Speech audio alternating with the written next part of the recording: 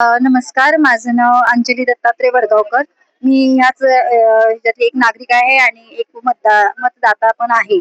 सत्तेची बघण्याचा दृष्टिकोन म्हणजे कसा आहे, एक आता सुशिक्षित पण उमेदवार असणं गरजेचं आहे. त्याप्रमाणे ते एक सुशिक्षित उमेदवार आहेत. त्याचप्रमाणे त्यांच्या घरात ते त्यांच्या वडिलांचा, चंद्रकांत जाधव यांचा वारसा आहे. आईचा त्यांच्या माजी आमदार असल्यामुळे वारसा आहे. पण त्यापेक्षाही ते एक त्यांचे वडील फुटबॉलपटू होते म्हणा किंवा एक नागरिकात मिसळणारी व्यक्ती होती. त्यामुळं त्यांच्या वडिलांचा वारसा घेऊन ते ह्यामध्ये उतरले आहेत आणि असं आहे की आता ह्या उमेदवार गरजेचे आहेत आणि त्या आम्हाला असं वाटतं की सत्यजित दादांच्या माध्यमातून आम्ही तरुण वर्ग असू दे किंवा वयोवृद्धापासून सगळेच की त्यांना हे होतील, जॉईन होतील आणि यातून एक नवीन काहीतरी चांगल्या प्रगतीचा मार्ग होईल. त्याचप्रमाणे आता आपल्याला कोल्हापूरमध्ये बऱ्याच अशा गोष्टी आहेत ज्या अजून झालेल्या नाहीयेत.